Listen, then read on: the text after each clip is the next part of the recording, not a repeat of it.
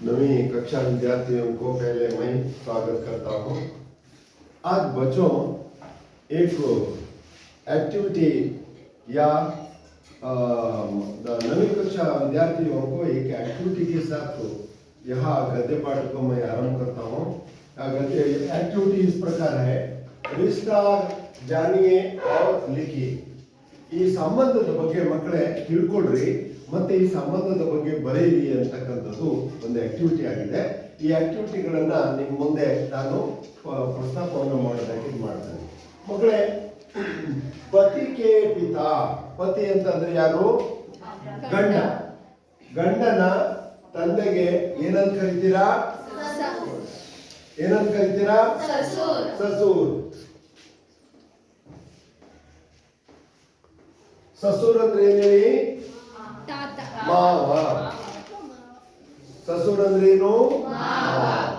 उसी प्रकार पत्नी की माता, पत्नी ಹೆಂಡತಿಯ ಅಮ್ಮನಿಗೆ ಏನಂತ ಕರೀತಾರೆ? ಸಾಸ್. ಸಾಸ್ ಅಂದ್ರೇನು?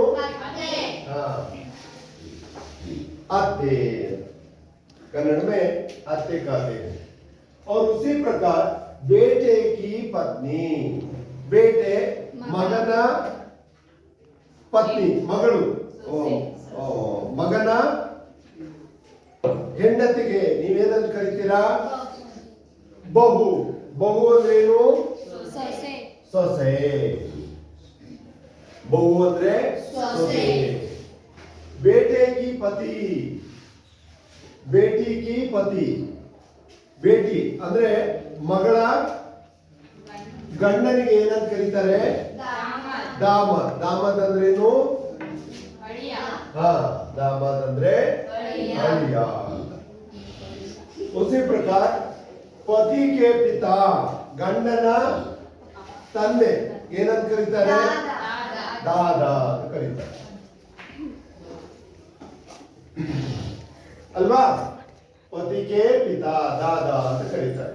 माता के पिता नाना ಅಲ್ವಾ? ಇದು ನೋಡಿ, ಗಂಡನ ತಂದೆಗೆ ಏನಂತ ಕರೀತಾರೆ? ಸಸೂರ್ ಅಂತ ಕರೀತಾರೆ. पत्नी की माता सास ಅಂತ ಕರೀತಾರೆ. बेटे की पत्नी बहू, बेटे की पति दामाद, पति के पिता दादा, माता के पिता नाना. उसी प्रकार पिता की बहन पिता ತಂದೆಯ ಸಹೋದರಿಗೆ ಏನಂತ ಕರೀತಾರೆ ಮಕ್ಕಳೇ? ಬುವಾ. ಬುವಾ ಅಂದ್ರೇನು? ಅತ್ತೆ. ತಂದೆಯ ಸಹೋದರಿಗೆ ಬುವಾ, ಅತ್ತೆ ಅಂತ ಕರೀತಾರೆ. उसी प्रकार माता की बहन मौसी ಅಂತ ಕರೀತಾರೆ.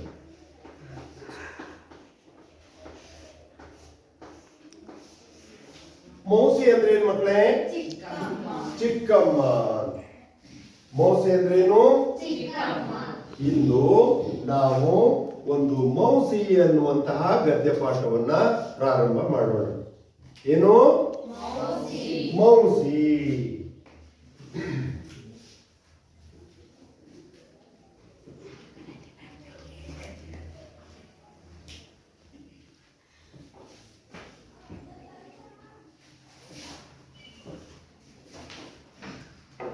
किताब खोलिए.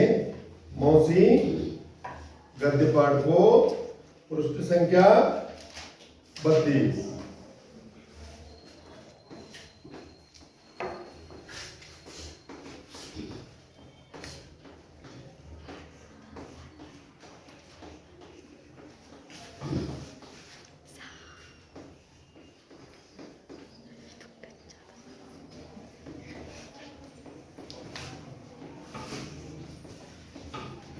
मौसी. यहाँ कहानी को भीष्म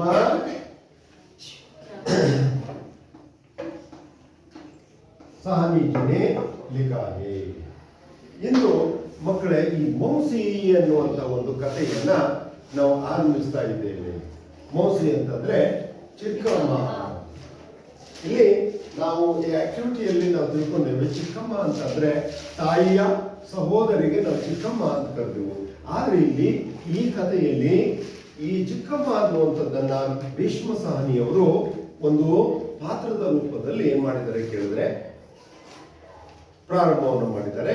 ಆದ್ರೆ ಇಲ್ಲಿ ಯಾವುದೇ ತರದ ಅಲ್ಲಿ ಸಂಬಂಧದ ಬಗ್ಗೆ ನಮಗೆ ಮಾಹಿತಿ ಲಭಿಸಿಲ್ಲ. ಆದ್ರೆ ಮೌಸಿ ಎನ್ನುವಂಥದ್ದನ್ನ ಅವರು ಗುರುತಿಸಿಕೊಂಡು ಆ ಕಥೆಯನ್ನ ಬರೆದಿದ್ದಾರೆ. ಹಾಗಾದ್ರೆ ಈ ಮೌಸಿ ಯಾರು ಅನ್ನುವಂಥದ್ರ ಬಗ್ಗೆ ನಾವು ಪರಿಚಯ ಮಾಡೋದಾದ್ರೆ ಈ ಪಾಠಗಳಲ್ಲಿ ಬರ್ತಕ್ಕಂಥದ್ದು मौसी एक निस्वार्थ सेवा की मनोभाव का ये चित्रण इस कहानी में दिया गया है.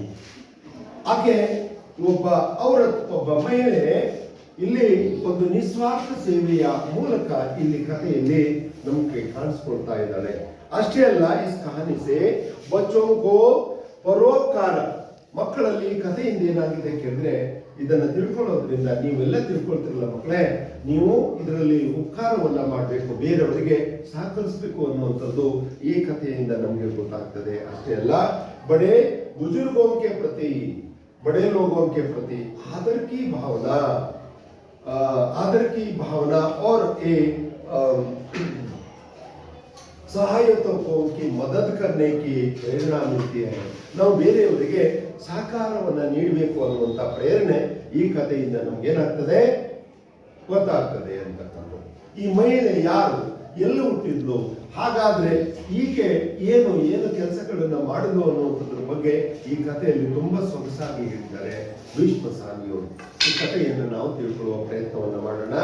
ಕತೆ ಈ ರೀತಿಯಾಗಿದೆ ಅಂತಕ್ಕಂಥದ್ದು. ಪುಸ್ತಕವನ್ನು ತೆಗೆದು ಮಕ್ಕಳೇ, उस औरत को सभी मौसी कहकर पुकारते थे.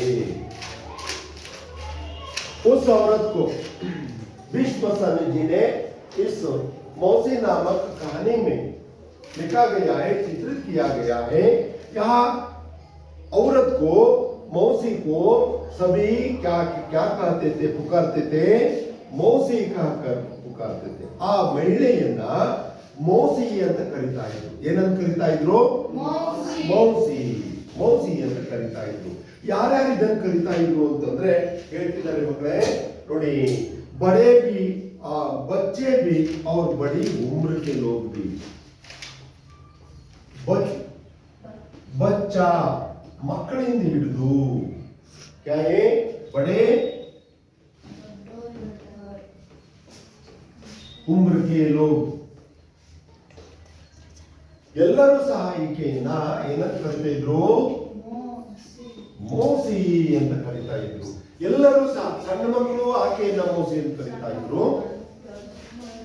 ಆಕೆಗಿಂತ ದೊಡ್ಡ ವಯಸ್ಸಿನವರು ಸಹ ಮೌಸಿ ಅಂತ ಕರೀತಾ ಇದ್ರು. छोटे बच्चे भी मौसी नामक से पुकारते थे और बड़े लोग भी मौसी नाम से पुकारते थे. ಇಲ್ಲಿ ಸಣ್ಣ ವಯಸ್ಸಿನವರು, ದೊಡ್ಡ ವಯಸ್ಸಿನವರು ಎಲ್ಲರೂ ಸಹ ಏನ್ ಮಾಡ್ತಿದ್ರು ಕೇಳಿದ್ರೆ मौसी ಅಂತ ಕರೀತಾ ಇದ್ರು. और आगे कहते हैं, बड़ी उम्र के लोग भी मौसी सबको माँ के जैसी प्यारी बनी थी. ಆ ಮೌಸಿ ಅನ್ನುವಂಥವ್ರು ಎಲ್ಲರಿಗೂ ಸಹ ಹೇಗಿದ್ದು ಅಂತಂದ್ರೆ ಮಾ, ತಾಯಿ ಆಗಿದ್ದು. ಎಲ್ಲರಿಗೂ ಸಹ, ದೊಡ್ಡವರಿಗೆ ಸಣ್ಣವರಿಗೆ, बड़े लोगों को और छोटे बच्चों को माँ के समान, ಆಕೆ ತಾಯಿಗೆ ಸಮಾನವಾಗಿದ್ಲು. ಅಂದ್ರೆ ತಾಯಿಯಂತೆ ಆಕೆ ವರ್ತಿಸ್ತಾ ಇದ್ಲು, ತಾಯಿಯಂತೆ ಆಕೆ ನಡ್ಕೊಳ್ತಾ ಇದ್ಲು. आगे कहते हैं, मौसी सबको माँ जैसी प्यारी बनी थी, सबके सुख दुख के समय में साथ लेती थी. सुख दुख, सुख दुख,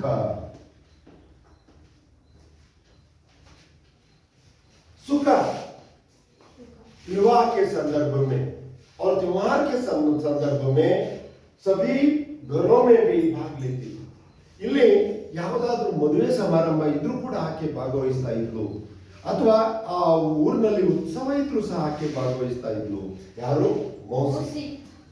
और दुख के संदर्भ में ಆ ಮನೆಯಲ್ಲಿ ಯಾರಾದ್ರೂ ವಯಸ್ಸಾದವರು ಅಥವಾ ಅನಾರೋಗ್ಯದಿಂದ ಯಾರಾದ್ರೂ ತೀರ್ಕೊಂಡ್ರು ಸಹ ಅಂತವರ ಮನೆಯಲ್ಲಿ ಆಕೆ ಏನ್ ಮಾಡ್ತಿದ್ರು ಕೇಳಿದ್ರೆ ಭಾಗವಹಿಸ್ತಾ ಇದ್ರು. ಹೀಗೆ मौसी सुख और दुख दोनों के संदर्भ में, दोनों के ಹಾಲತ್ ಮೇ ಭಾಗ लेती थी. ಆಕೆ ಏನ್ ಮಾಡ್ತಿದ್ಲು ಕೇಳಿದ್ರೆ ಸುಖ ಮತ್ತು ದುಃಖ ಎರಡೂ ಸಂದರ್ಭದಲ್ಲಿ ಆಕೆ ಭಾಗವಹಿಸ್ತಾ ಇದ್ಲು ಅಂತ ಒಬ್ಬ ಅವರ ನಿಸ್ವಾರ್ಥ ಸೇವೆಯನ್ನು ಮಾಡ್ತಕ್ಕಂಥ ಒಬ್ಬ ಮಹಿಳೆಯಾಗಿದ್ಲು ಅಂತ ಇಲ್ಲಿ ಭೀಷ್ಮ ಸ್ವಾಮಿಯವರು ತಮ್ಮ ಕಥೆಯಲ್ಲಿ ಹೇಳ್ಕೊಳ್ತಾ ಇದ್ದಾರೆ. बच्चों के लिए वहां तो सेवा की मूर्ति बन गई थी. बच्चों के लिए ಮಕ್ಕಳಿಗೆ ಆಕೆ ಸೇವಾ ಕಿ ಮೂರ್ತಿ.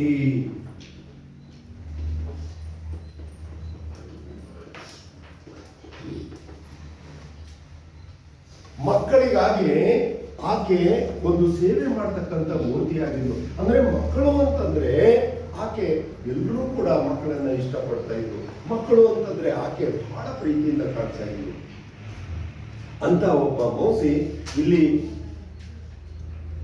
ಕಹಾನಿಯಲ್ಲಿ ಭೀಷ್ಮ ಸ್ವಾಮಿಗಳು ಚಿತ್ರಣವನ್ನು ನೀಡುವ ಪ್ರಯತ್ನವನ್ನು ಮಾಡಿದ್ದಾರೆ. ಹಾಗಾಗಿ ಈ ಮೌಸಿ ಅಂತಂದ್ರೆ ಎಲ್ಲರೂ ಕೂಡ ಪ್ರೀತಿಯಿಂದ ಆಕೆಯನ್ನ ಎಲ್ಲರೂ ಮೌಸಿ ಅಂತ ಕರಿತಾ ಇದ್ರು. ಮಕ್ಕಳಂತೂ ತುಂಬಾ ಆಕೆಯನ್ನು ಇಷ್ಟಪಡ್ತಾ ಇದ್ರು. बच्चों भी मौसी को बहुत ही प्यार करते थे. यहाँ मौसी औरत त्यागमय और क्या निस्वार्थ की सेवा करने वाली एक औरत थी. ಆಕೆ ನಿಸ್ವಾರ್ಥದಿಂದ ಸೇವೆಯನ್ನು ಮಾಡತಕ್ಕಂಥ ಒಬ್ಬ ಮಹಿಳೆಯಾಗಿದ್ಲು. ಹಾಗಾದ್ರೆ ಈ ಮಹಿಳೆ ಈ ಮಕ್ಕಳಿಗೆ ಯಾವ ಸಂದರ್ಭದಲ್ಲಿ ಭೇಟಿ ಆಗ್ತಾ ಇದ್ಲು, ಯಾವ ಮಕ್ಕಳನ್ನ ಆಕೆ ಪ್ರೀತಿಸ್ತಾ ಇದ್ಲು ಅಂತ ಹೇಳ್ತಿದ್ದಾರೆ. ಪ್ರತಿದಿನ ಹರ್ ರೋಜ್ ಪ್ರತಿದಿನ दोपहर होते दोपहर मध्याह्न आके मध्याह्न आगता इद्दंते मौसी स्कूल के फाटक पर पहुंच जाती थी.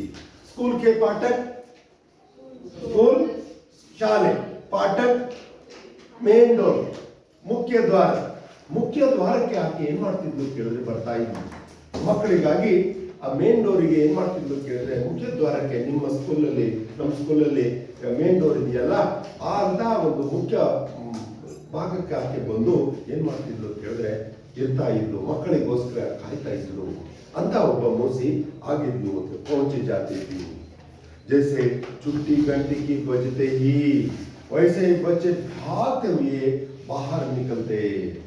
ಇಲ್ಲಿ ಊಟದ ಸಂದರ್ಭದಲ್ಲಿ ಮತ್ತು ಶಾಲೆ ಬಿಡುವಿನ ಸಂದರ್ಭದಲ್ಲಿ ಗಂಟೆಯನ್ನ ಬಾರಿಸ್ತಾ ಇದ್ದಂತೆ ಚುಟಿಕಿ ಗಂಟಿ ಬಜಿತೈ. ಆ ರಜಾ ಆಗಿದೆ ಅನ್ನುವಂಥದ್ದು ಸುದ್ದಿ ಕೇಳ್ತಾ ಇದ್ದಂತೆ ಎಲ್ಲ ಮಕ್ಕಳುಗಳು ಹೋಗಿ ಏನ್ ಮಾಡ್ತಿದ್ರು ಕೇಳಿದ್ರೆ ಮೌಸಿಯನ್ನ ತಪ್ಕೊಳ್ತಾರೆ. ಮೌಸಿ ಅಂತಂದ್ರೆ ಅಷ್ಟು ಇಷ್ಟ ಆಗಿತ್ತು. ಮೌಸಿ ಅಂತಂದ್ರೆ ಎಲ್ಲ ಮಕ್ಕಳು ಪ್ರೀತಿಯಿಂದ ಆಕೆಯನ್ನ ತನ್ನ ತಾಯಿಯಂತೆ ಕಾಣ್ತಾ ಇದ್ರು.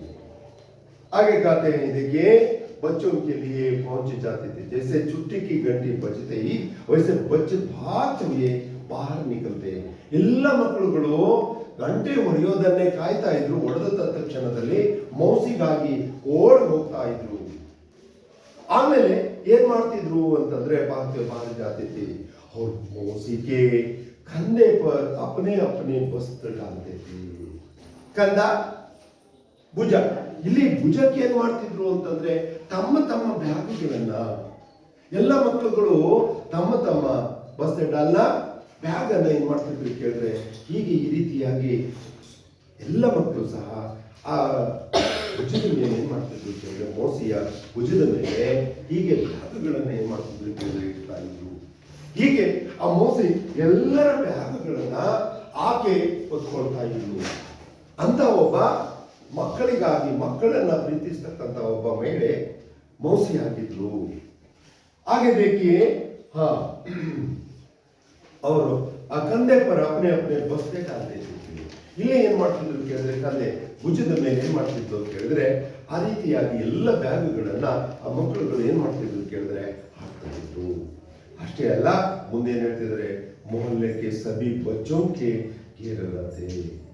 ಮೊಹಲ್ಲೆಗೆ ಆ ಓಣಿಯಲ್ಲಿ ಬರ್ತಕ್ಕಂಥ ಸಭಿ ಬಚ್ಚೆ ಎಲ್ಲ ಮಕ್ಕಳನ್ನು ಸಹ ಅಮೀರ್ ಲೋಗ್ और गरीब लोग सभी बच्चों को ಇಲ್ಲಿ ಶ್ರೀಮಂತ ಬಡವ ಅನ್ನುವಂಥ ಮಕ್ಕಳಲ್ಲಿ ಭೇದ ಭಾವ ಇರಲಿಲ್ಲ. ಎಲ್ಲ ಮಕ್ಕಳನ್ನ ಆಕೆ ಗೇರ್ತೆ. ಆಕೆ ಏನ್ ಮಾಡ್ತಾ ಗೇರ್ನ ಸುತ್ತಿಕೊಳ್ತಾ ಇದ್ಲು. ಆ ಮಕ್ಕಳನ್ನ ಅಷ್ಟು ಪ್ರೀತಿಯಿಂದ ಕಾಣ್ತಾ ಇದ್ಲು. ಅಷ್ಟೊಂದು ಪ್ರೀತಿ ಆ ಒಂದು ಅವರ ಮಹಿಳೆಗೆ ಇತ್ತು ಅಂತ ಇಲ್ಲಿ ಭೀಷ್ಮ ಸ್ವಾಮಿಗಳು ಹೇಳ್ತಾರೆ. ಅಂದ್ರೆ इस तरह से इसमें स्पष्ट हो सकता है मौसी ने सभी बच्चों को बहुत ही प्यार करती थी. ಬಹಳ ಪ್ರೀತಿಸ್ತಾ ಇದ್ಲು ಆ ಮೌಸಿ ಅಂತಕ್ಕಂಥವಳು ಆ ಮಕ್ಕಳನ್ನು ಅಷ್ಟೊಂದು ರೀತಿಯಿಂದ ಪ್ರೀತಿಸ್ತಾ ಇದ್ಲು. ಅಷ್ಟೇ ಅಲ್ಲ, ಮುಂದೇನ್ ಮಾಡ್ತಿದ್ಲು ಮೌಸಿ ಅಂತಂದ್ರೆ ದೋಪಹರ್ ಡಲ್ನೆ ಪರ್, ದೋಪಹರ್ ಮಧ್ಯಾಹ್ನ ಡಲ್ನ ಕಳೀತಾ ಇದ್ದಂತೆ ಮೌಸಿ ನಿಮ್ಕೆ ಪೇಟ್ ತಲೆ ಜಾ ಪਹੁಂಚತಿ. ನಿಮ್ಕೆ ಪೇಟ್ ಬೇವಿನ ಮರದ ಕೆಳಗಡೆಗೆ ಆಕೆ ಹೋಗ್ತಾ ಇದ್ಲು. ಎಲ್ಲೋಗ್ತಾ ಇದ್ಲು? ಬೇವಿನ ಮರದ ಕೆಳಗಡೆಗೆ ಆಕೆ ಹೋಗ್ತಾ ಇದ್ಲು. ಯಾರು? ಮೌಸಿನೇ ನಿಮ್ಕೆ ಪೇಟ್ಗೆ ನೀಚೆ ಪਹੁಂಚೆ ಜಾತಿ ಇದ್ದಿ, ಅಲ್ಲಿ ಹೋಗ್ತಾ ಇದ್ಲು. ಅಲ್ಲಿ ಯಾಕಾಗಿ ಹೋಗ್ತಾ ಇದ್ಲು ಅಂತಂದ್ರೆ ಜಹಾ ಸಭಿ ಬಚ್ಚೆ ಖೇಲ್ ಕರ್ತೈತೆ, ಆ ಬೇವಿನ ಮರದ ಕೆಳಗಡೆಗೆ ಎಲ್ಲ ಮಕ್ಕಳು ಏನ್ ಮಾಡ್ತಿದ್ರು? ಆಟ ಆಡೋದಕ್ಕೆ ಬರ್ತಾ ಇದ್ರು. ಅಲ್ಲಿ ಆಟ ಆಡೋದಕ್ಕೆ ಬರ್ತಾರೆ ಅನ್ನುವಂಥದ್ದನ್ನ ಈಕೆ ಮನಗಂಡು ಆ ಬೇವಿನ ಮರದ ಕೆಳಗಡೆಗೆ ಈಕೆ ಹೋಗ್ತಾ ಇದ್ಲು ಮೌಸಿ. ಆಮೇಲೆ ಆಕೆ ಏನ್ ಮಾಡ್ತಿದ್ಲು ಅಂತಂದ್ರೆ ಎಲ್ಲ ಮಕ್ಕಳಿಗೆ ಬೇಡಿಕೆ ಸಭೆ ಬಚ್ಚೆ ಮೌಸಿ ಬಚ್ಚೋಕೆ ಸಾಕೆಲ್ಲ ಆಕೆ ಮಕ್ಕಳ ಜೊತೆಗೆ ಆಟ ಆಡ್ತಾ ಇದ್ಲು. ಯಾರ ಜೊತೆಗೆ ಆಟ ಆಡ್ತಾ ಇದ್ಲು? ಮಕ್ಕಳ ಜೊತೆಗೆ. ಸಭಿ ಬಚ್ಚೋಕೆ ಸಾಥ್ ಏಕೆ ಕೇಳ್ತೈತೆ, ಮಕ್ಕಳ ಜೊತೆಗೆ ಆಟ ಆಡ್ತಾ ಇದ್ಲು, ದೊಡ್ಡವ್ರ ಜೊತೆಗಲ್ಲ. ಮಕ್ಕಳ ಜೊತೆಗೆ ಆಕೆ ಮಕ್ಕಳಂತೆ ತನ್ನ ಸಮಯವನ್ನು ಕಳೀತಾ ಇದ್ಲು ಕೇಳ್ತಾ. ಒನ್ನೇ ಕಥೆಗಳನ್ನು ಹೇಳ್ಕೊಡ್ತಾ ಇದ್ಲು. ಎಂಥ ಕಥೆಗಳು? ಮಕ್ಕಳಿಗೆ ಮನೋರಂಜನೆಯನ್ನು ಕೊಡ್ತಕ್ಕಂಥ ಕಥೆಗಳನ್ನು ಹೇಳ್ತಾ ಇದ್ಲು. ಅಷ್ಟೇ ಅಲ್ಲ ಮಕ್ಕಳೇ, ಚುಟುಕುಲೆ ಅಂದ್ರೆ ಇಲ್ಲಿ ಚುಟುಕುಲೆ ಅನ್ನುವಂಥದ್ದು ಏನಪ್ಪಾ ಅಂತಂದ್ರೆ ಮಜೆದಾರ್ ಅನ್ನುವಂತಕ್ಕಂಥದ್ದು. ಅಂದ್ರೆ ಮಕ್ಕಳಿಗೆ ಖುಷಿಯನ್ನು ಕೊಡ್ತಕ್ಕಂಥ ಈ ಸಣ್ಣ ಸಣ್ಣ ತುಣುಕುಗಳನ್ನು ಹೇಳ್ತಾ ಇದ್ರು. ಅವರು ಪೆಹಲಿಯಾ ಅಂತಂದ್ರೆ ಒಗಟುಗಳನ್ನು ಹೇಳ್ತಾ ಇದ್ರು. ಹೀಗೆ ಈ ಮಕ್ಕಳನ್ನ ಪ್ರೀತಿಸುವುದಕ್ಕೋಸ್ಕರ, ಮಕ್ಕಳನ್ನ ಹುರಿದುಂಬಿಸುವುದಕ್ಕೋಸ್ಕರ, ಮಕ್ಕಳಿಗೆ ಖುಷಿಯನ್ನು ಕೊಡುವುದಕ್ಕೋಸ್ಕರ ಇದೆಲ್ಲ ತರದ ಪ್ರಯತ್ನವನ್ನ ಆಕೆ ಮಾಡ್ತಾ ಇದ್ರು. ಪೆಹಲಿಯಾ ಸುನಾನ ಪಸಂದತ, ಆಕೆ ಹೇಳೋದ್ರಲ್ಲಿ ಪಸಂದ್ ಇಚ್ಛೆ ಆಗಿತ್ತು. सभी बच्चे मौसी को बहुत प्यार करते थे और आगे कहते हैं मौसी कौन सी कहानियां सुनाती थी. आके ಯಾವ ಕಥೆಗಳನ್ನು ಹೇಳ್ತಾ ಇದ್ಲು ಅಂತಂದ್ರೆ ತೋತಾ ತೋತಿ ಕಿ ಕಹಾನಿ, ತೋತಾ ತೋತಿ ಕಥೆಗಳನ್ನ ಹೇಳ್ತಾ ಇದ್ಲು. ಮಕ್ಕಳನ್ನ ಖುಷಿಯನ್ನ ಪಡಿಸೋದಕ್ಕೆ ತೋತಾ ತೋತಿ ಕಥೆಗಳನ್ನ ಹೇಳ್ತಾ ಇದ್ಲು. ಅಷ್ಟೇ ಅಲ್ಲ, ಕಾಡ್ಕೆ ಗೋಡೆ ಕಿ ಕಹಾನಿ, ಕಾಡ್ಕೆ ಗೋಡೆ ಕಿ ಕಥೆಗಳನ್ನ ಹೇಳ್ತಾ ಇದ್ಲು ಮೌಸಿ. ಅಷ್ಟೇ ಅಲ್ಲ, ವಿರೋಚಿತ ಕಹಾನಿಯಾಗಿ ಸುನಾತಿದ್ದಿ. ಇನ್ನು ಆ ಮಕ್ಕಳನ್ನ ತನ್ನತ್ತಕ್ಕೆ ಎಳ್ಕೊಬೇಕು, ತನ್ನತ್ತಕ್ಕೆ ತನ್ನ ಅಟ್ರಾಕ್ಟ್ ಮಾಡ್ಕೊಬೇಕು ಅಂತ ಹೇಳಿ ಆಕೆ ಏನ್ ಮಾಡ್ತಿದ್ಲು ಕೇಳಿದ್ರೆ ಬಹಳ ವಿರೋಚಿತವಾಗಿರ್ತಂಥ ಕಥೆಗಳನ್ನ ಹೇಳುವಂತ ಪ್ರಯತ್ನವನ್ನು ಮಾಡ್ತಾ ಇದ್ಲು. ಉದಾಹರಣೆಗೆ ಜೀಜಾಬಾಯಿ ಇದ್ದಾಳಲ್ವಾ, ಶಿವಾಜಿಗೆ ಜೀಜಾಬಾಯಿ ವಿರೋಚಿತವಾದಂತಹ ಕಥೆಯನ್ನ ಹೇಳುವುದರಿಂದ ಶಿವಾಜಿ ಏನಾದ್ರು ಕೇಳಿದ್ರೆ ದೊಡ್ಡ ಶೂರ ವ್ಯಕ್ತಿ ಆದ ಅಂತಕ್ಕಂಥದ್ದು ನಾವು ಇತಿಹಾಸದಲ್ಲಿ ಕಾಣ್ತೇವೆ. इस तरह से मौसी सभी बच्चों को विरोचित कहानियां सुनाती थी. ಅಲ್ಲಿ ವಿರೋಚಿತವಾದಂತಹ ಕಥೆಗಳನ್ನ ಆಕೆ ಹೇಳ್ತಾ ಇದ್ರು. जो यही नहीं है, ಇಷ್ಟೇ ಅಲ್ಲ, ಮಕ್ಕಳಿಗೆ ಇಷ್ಟವಾದದ್ದು ಯಾವುದು? ತಿಂಡಿ ಅಲ್ವಾ? ತಿಂಡಿಗಳನ್ನು ಆಕೆ ಕೊಡ್ತಾ ಇದ್ಲು. ಏನೇನ್ ತಿಂಡಿ ಅನ್ನತಕ್ಕಂಥದ್ದನ್ನ ಹೇಳ್ತಿದ್ದಾರೆ. ಮೌಸಿ बच्चों को खिलाने के लिए, ಮೌಸಿಯು ಮಕ್ಕಳಿಗೆ ತಿನ್ನಿಸುವುದಕ್ಕೋಸ್ಕರ ಅಪ್ನೆ ಪಾಸ್ ಚನೆ, ಕಡಲೆಯನ್ನ ತರ್ತಾ ಇದ್ಲು. ಚನೆ ಅಂತಂದ್ರೇನು? ಕಡಲೆಯನ್ನ ತಂದು ಮಕ್ಕಳಿಗೆ ತಿನ್ನಿಸ್ತಾ ಇದ್ಲು. ಅವರು ಟಿಕ್ಕಿಯ ಸ್ವೀಟ್ ಸಿಹಿಯನ್ನ ಏನ್ ಮಾಡ್ತಿದ್ಲು ಕೇಳಿದ್ರೆ ತಂದು ತಿನ್ನಿಸ್ತಾ ಇದ್ಲು. ಮೂಂಗ್ಫಲಿ ಕಡಲೆ ಮಿಠಾಯಿಯನ್ನ ಆಕೆ ತಿನ್ನಿಸ್ತಾ ಇದ್ಲು. ಆದಿ ಕುಚ್ಚಿನ ಕುಚ್ಚು ರತಿಥಿ ಮುಂತಾದವುಗಳನ್ನ ಆಕೆ ತಂದು ತನ್ನ ಕೈಯಲ್ಲಿ ಇಟ್ಕೊಳ್ತಾ ಇದ್ಲು. वह बच्चों से अपने एक बेटी जैसे प्यार करती थी. ಮಕ್ಕಳನ್ನ ಎಲ್ಲರನ್ನು ಸಹ ಈಕೆ ತನ್ನ ಮಕ್ಕಳೆಂದು ಏನ್ ಮಾಡ್ತಾ ಇದ್ಲು? ಭಾವಿಸ್ತಾ ಇದ್ಲು. ತನ್ನ ಮಕ್ಕಳೆಂದು ಆಕೆ ಸಂಪೂರ್ಣವಾಗಿ ಭಾವಿಸ್ಕೊಂಡಿದ್ದು ಅನ್ನುವಂಥದ್ದನ್ನ ಇಲ್ಲಿ ಕಥೆಯಲ್ಲಿ ಹೇಳೋದಕ್ಕೆ ಮುಂದಾಗ್ತಿದ್ದಾರೆ. इस तरह से मौसी की संबंधित यह विचार को बताया गया है. मौसी ने यह विषय को अपने कहानी में बताया गया है. ಮೌಸಿ ಈ ರೀತಿಯಾಗಿ ಮಕ್ಕಳಿಗಾಗಿ ಎಲ್ಲ ಒಂದು ವಿಚಾರಗಳನ್ನ ಹೇಳುವಂತ ಪ್ರಯತ್ನವನ್ನ ಮಾಡುವಂತ ಕೆಲಸಗಳನ್ನ ಭೀಷ್ಮ ಸಾನಿಯವರು ಮಾಡಿದ್ದಾರೆ. ಈಗ ಮಕ್ಕಳೇ, ನಮ್ಮ ತರಗತಿಯ ಮಕ್ಕಳಿಂದ ಈ ಮೋಸಿ ಕಥೆಯನ್ನ ಇನ್ನು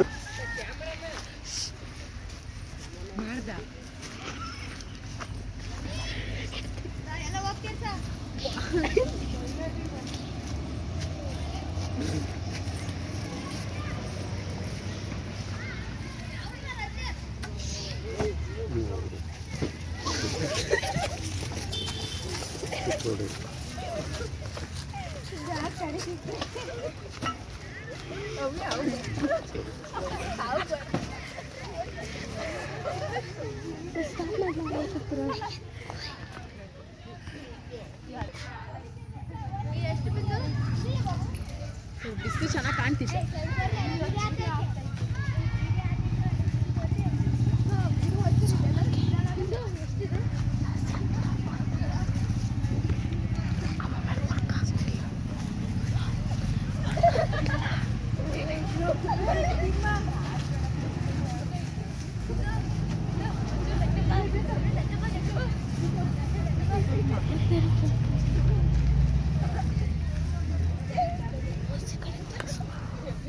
ಹಣ ಕಳೆದು ಕಾಣಬೇಕು.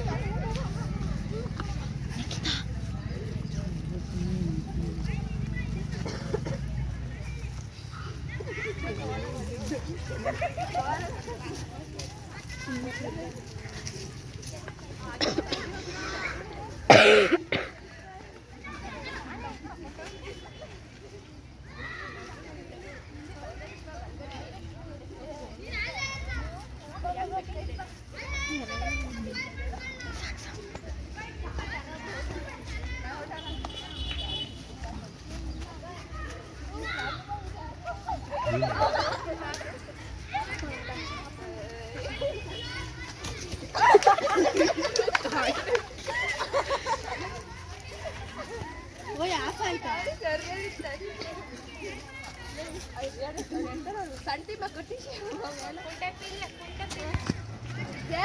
ಸಂಟಿ ಮಗ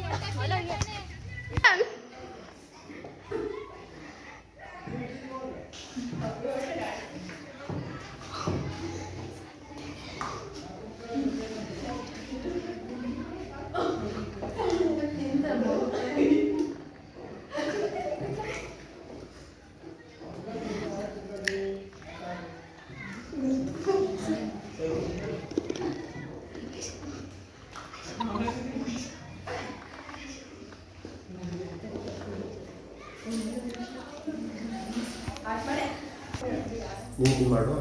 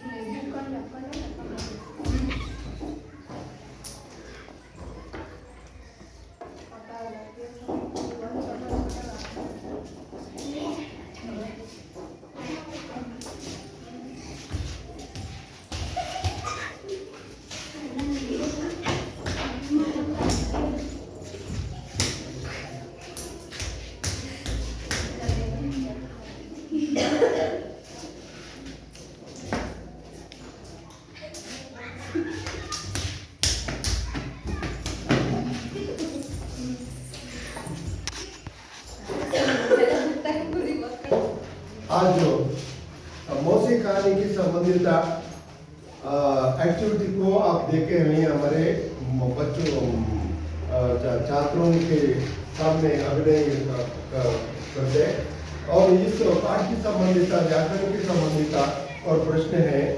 मैं प्रश्न बताता हूँ, आप उत्तर दे दीजिए। पुल्लिंग और स्त्रीलिंग, पुल्लिंग स्त्रीलिंग, व्याकरण की संबंधित प्रश्न है। औरत स्त्रीलिंग शब्द है, पुल्लिंग शब्द औरत, हाँ आदमी आदमी पुल्लिंग शब्द है, औरत स्त्रीलिंग शब्द है। और इसी प्रकार एक वचन बहुवचन शब्द, एक वचन बहुवचन शब्द, कहानी एक वचन, कहानियां बहुवचन है।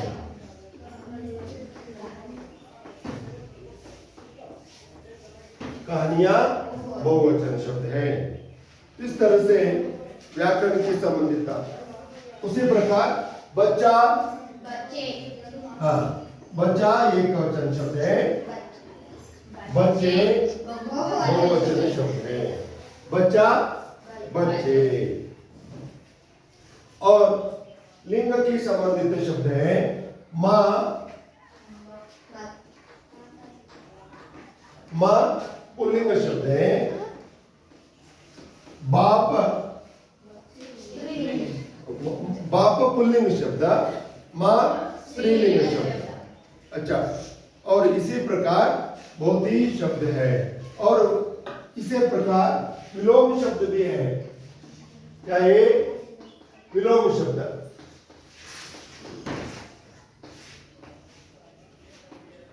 सुखा, सुख शब्द का विलोम शब्द सही है, दुख। इस पाठ में आए हुए शब्द है सुख दुख। इस तरह से अनेक शब्द भी दिए गए हैं इस। और उसी प्रकार छुट्टी शब्द है, छुट्टी, छुट्टी एक वचन, बहुवचन शब्द छुट्टियां,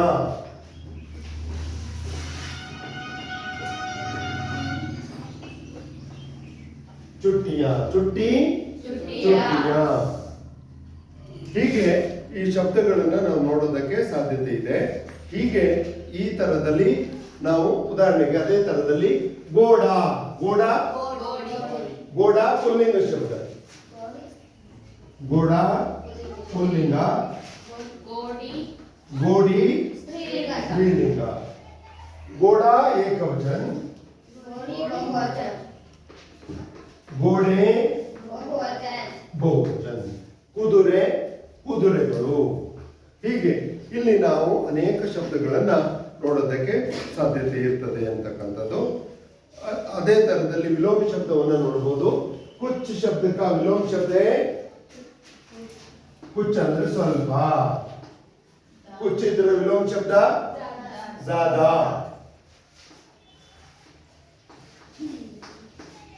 ज्यादा ಅಂತಕ್ಕಂಥದ್ದು ಆಯ್ತಾ।